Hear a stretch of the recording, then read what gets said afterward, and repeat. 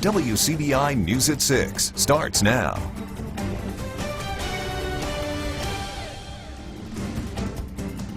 Good evening, everyone. With a little over a year from statewide elections, the Mississippi governor's race kicks off today in Houston. Attorney General Jim Hood officially announcing his bid for the state's top job. Our Riley Livingston has more. People from all over the state showed up in Houston to hear Jim Hood's announcement. After 15 years as Attorney General, Hood feels it's time to take on a larger role. I love being Attorney General. It's allowed me to fight for the least among us. That's where I was reared, to take care of those and fight for those who can't fight for themselves. AG's allowed me to do that, but as governor, you know, somebody's got to step out because what we're doing right now is not working. Mississippi is facing many challenges, and he says he hears the concerns of the people. Our economy is failing. Our children are leaving our state at an alarming rate. Those are our greatest assets. And so Republicans and Democrats, I think, are coming together. I've been encouraged by over 100 Republicans to get out here and run, and Democrats as well. And so I think there's some good undercurrents out there. There's a fresh breeze in the air for change, and people know that if we keep doing what we've been doing, it's not working. Hood's campaign is addressing three key issues he feels are vital to the state's future. First of all, the two fundamental building blocks of economic development are highways and education. You know, if you want a manufacturing outfit, you got to have a 4-lane highway for them to look at you. And secondly, if you do, there's got to be a school nearby the executives want to send their kids to. And that's why the Golden Triangle is doing well right now. If we accept federal dollars to keep our hospitals open, that's another stimulus for our economy that would move us forward. That's billions of federal dollars that we could have kept, like our emergency room here. Amory Hospital probably wouldn't be in bankruptcy. You know, that was just foolish. That was a foolish thing for us to do, not to accept those, because, you know, people thought somehow that's welfare. That money never touches a poor person's hands. It goes to a medical clinic where the best paying jobs in many communities are, and there again, that's economic development when you've got good paying jobs so people can stay in small towns like where I'm from. Some in attendance say Hood is in touch with the issues that matter to them. He talked about better health care right here in Houston, so I live here in this city, so I'm looking for that. Better health care, families first, putting our families first, so I'm looking for that too. So, like I said, a better Mississippi. Lieutenant Governor Tate Reeves is also expected to run for governor. Reeves has already raised $5.4 million in campaign cash compared to Hood's roughly $650,000. The announcement in Houston drew a crowd of Hood supporters. Those gathered had many concerns of their own, and after hearing his speech, many people say he addressed their problems. One issue seemed to be on the mind of many there.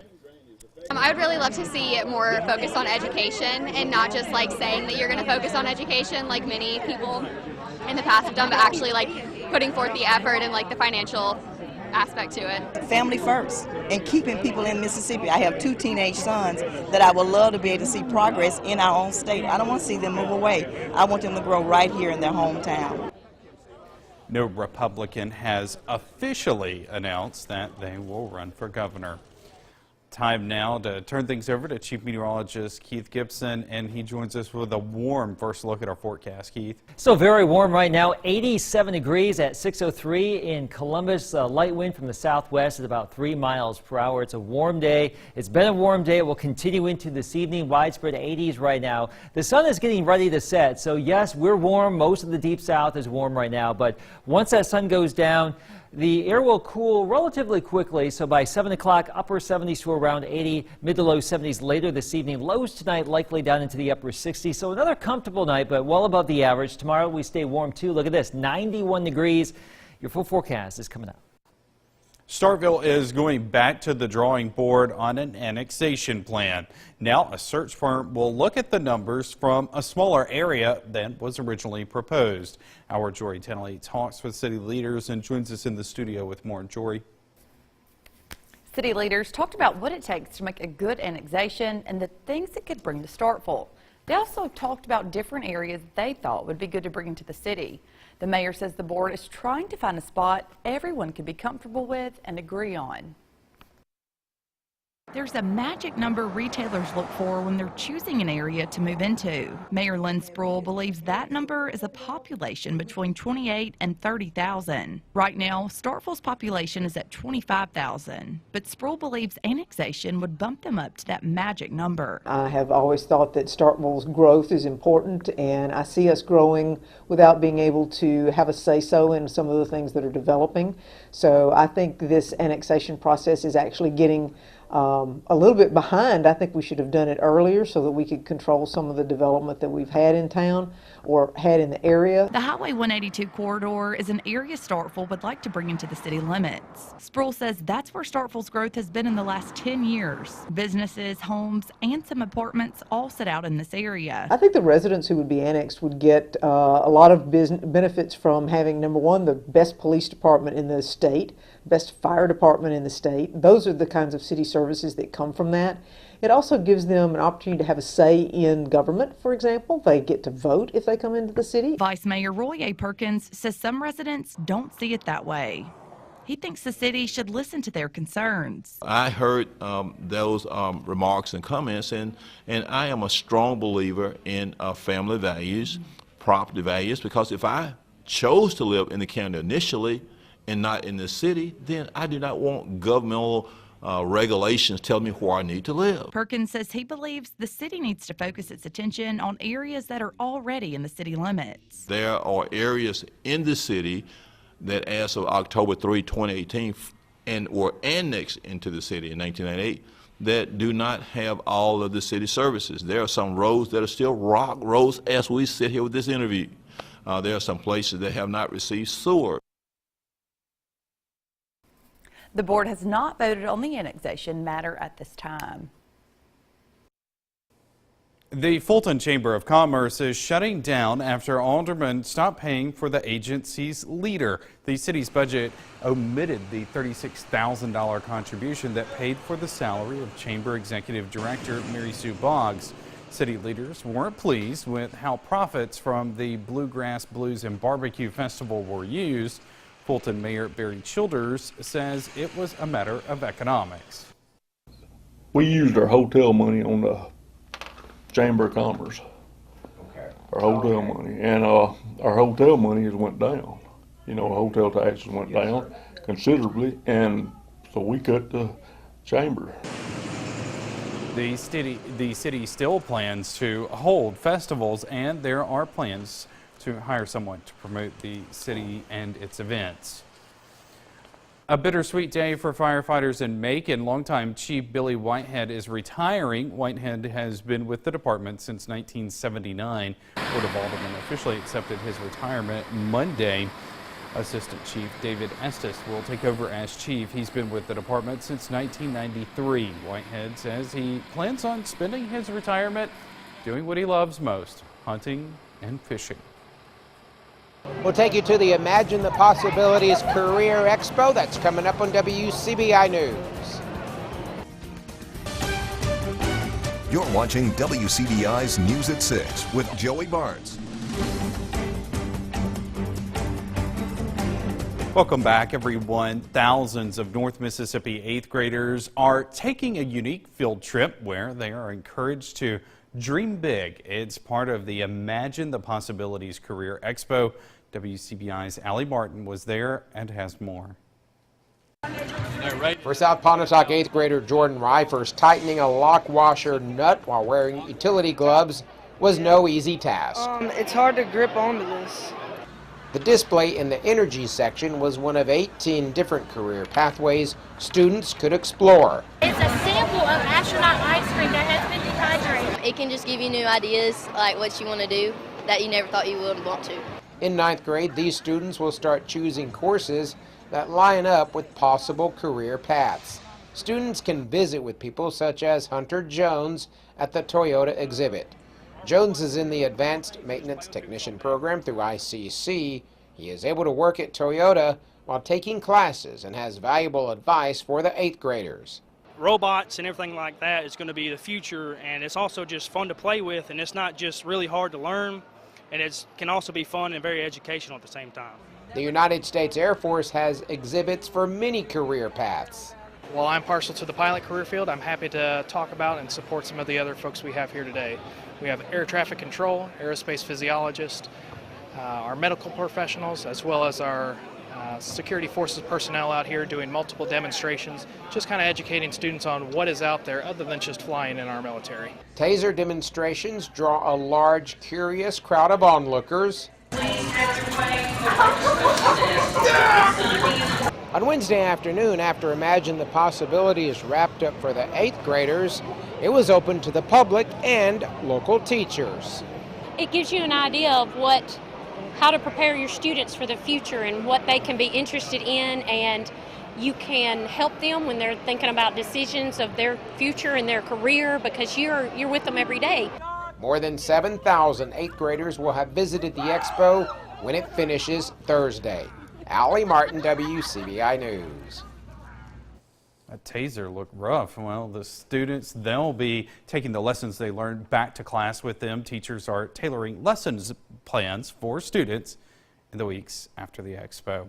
Well, this week's Educator of the Week would rather go to a game and support her students than see her own story on TV. Marion Beals teaches the 8th grade at Choctaw County High School. Beals has been found that common ground and shared interests go a long way in building bonds with students. To put it simply, whether it's video games or sports, she likes whatever they like. It doesn't matter if they're an athlete, a band member, or a book nerd. I love them all, and you have to take an interest in each and every kid, because if you don't, they won't. To nominate your favorite teacher, visit our website, WCBI.com. Weather-wise this evening, it looks great. Look at that sunset developing here across the area. That's our Alpha Insurance Camera Network. We're warm now, a mild night, and the warmth sticks around. The full forecast is next. WCBI's Educator of the Week is brought to you by Food Giant, where your neighbors are the owners.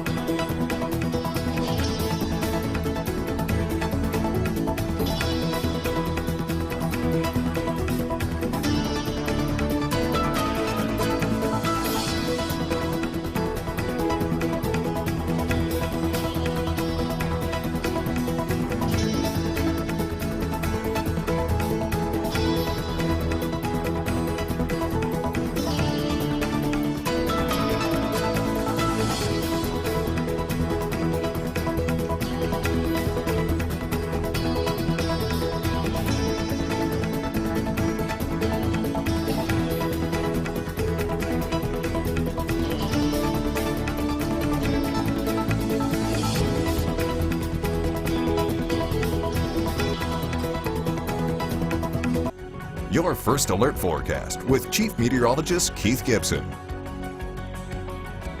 I got a question for you. Are you looking for cooler air? That's the million-dollar question. A lot of you are. Well, my answer, keep dreaming. We have a long way to go before we get some fall-like air around here. A case in point, the temperature trend for the next 7 days. The forecast, low 90s. Eventually cooling into the upper 80s if we're lucky next week, well above the average. We should actually be trending down into the upper 70s as we go throughout the next week.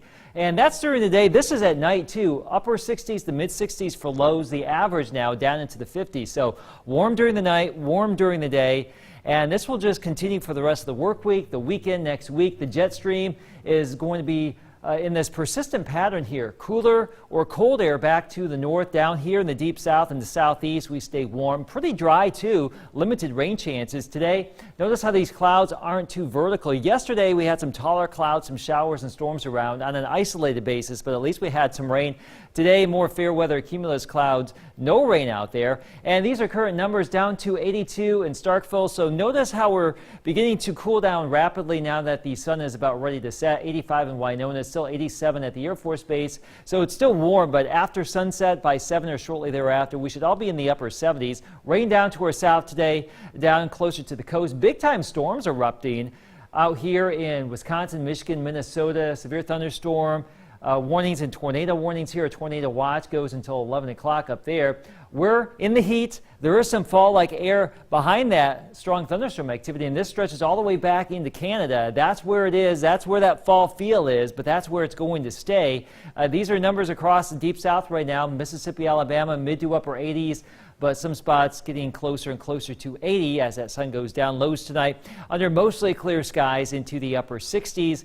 The wind is light from the south later on tonight. And here's our planner for tomorrow. Much like today, 7 o'clock for the morning commute. Bright sunshine, temperatures around 70. By noon, 87, 91, the forecast high tomorrow. And much like this evening, tomorrow evening, quickly falling into the upper 70s will be those temperatures. So high should be around 90, give or take a degree or two locally and across all of Mississippi and Alabama and most of the south here. Lots of sun, lots of warmth, upper 80s to low 90s. No real chance for rain tomorrow or Friday. Can't rule out a stray shower storm here sometime Saturday. A little bit of a moisture surge coming on in from the south, but that is not guaranteed at this point. But we'll just hedge the bet and throw in a 20% chance for some rain Saturday, Sunday into next week. Temperatures stay warm here. No big changes for the next week and a half. All right, thanks, Keith. Our student athlete of the week plays a big role in helping Boonville remain perfect. More from Dallas Gamble next in sports.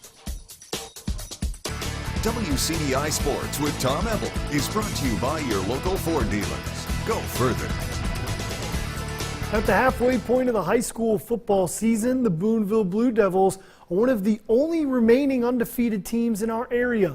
One big reason for that success comes from senior athlete Dallas Gamble. Gamble has paved the way for the Blue Devils to make some noise in 3A during the home stretch. Our Jonathan Flippo has more with our student athlete of the week. Once a Blue Devil, always a Blue Devil. That's the way it's been for senior athlete Dallas Gamble his whole school career. The journey's been real, and I just love Boone. I love the tradition here, and I love the kids here that look up to me and the older kids that think a lot of me.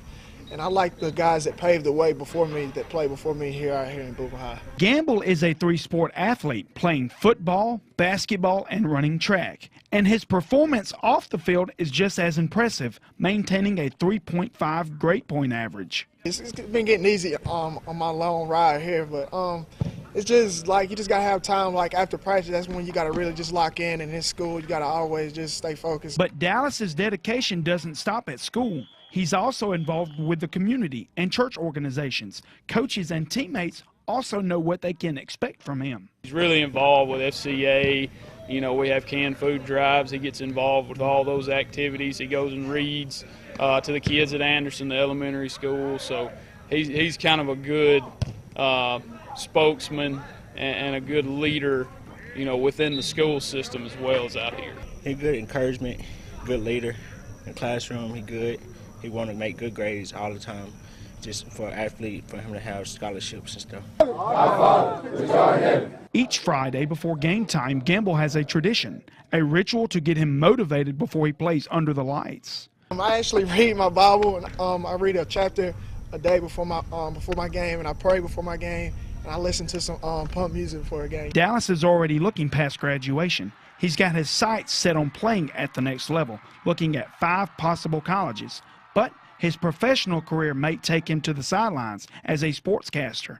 The inspiration comes from close to home. I saw A.J. Brown. I really look up to him. He's from Ole Miss, but I'm not an Ole Miss fan, but I like him, though. I like his game, the way he plays it. I got that sports broadcasting from A.J. Brown. Dallas and the Boonville Blue Devils go for a 7th straight win on Friday at home against Alcorn Central. Reporting in Boonville, Jonathan Flippo, WCBI Sports. WCBI Student Athlete of the Week with Jonathan Flippo is brought to you by C-Spire, customer inspired. High school football players across the area are receiving state recognition for their play. The Mississippi Coaches Association naming the Mississippi-Alabama game roster today. For Mississippi, a ton of guys from our viewing area. Knoxville County duo Malik Stallings and Keziah Pruitt. A Starkville trio, 2 guys on the defense, Jaleel Clemens and Zach Edwards. Running back Drake Clark also being named to the All-Star roster. two very good defensive players out of Louisville as well, Ashanti Sistrunk and Charles Moore.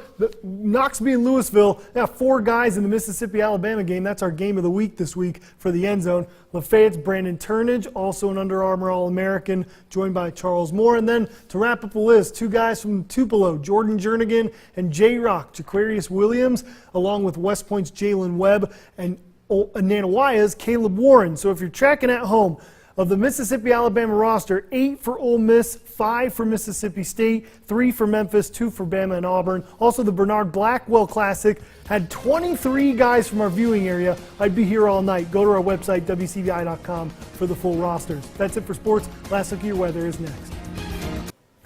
Joey, you just said it's like we're living on the surface of the sun, right? Yeah, it's supposed to be in the 80s. Should be, and the 70s, right? Not like this. But you know, if you're up early or if you're out in the evening, it's not bad. It's just that heat of the day from late morning into the afternoon. From 3 a.m. to 6 a.m., it feels great outside. Yeah, get out there early. Exactly. Thanks for joining us, everybody. Have a good night.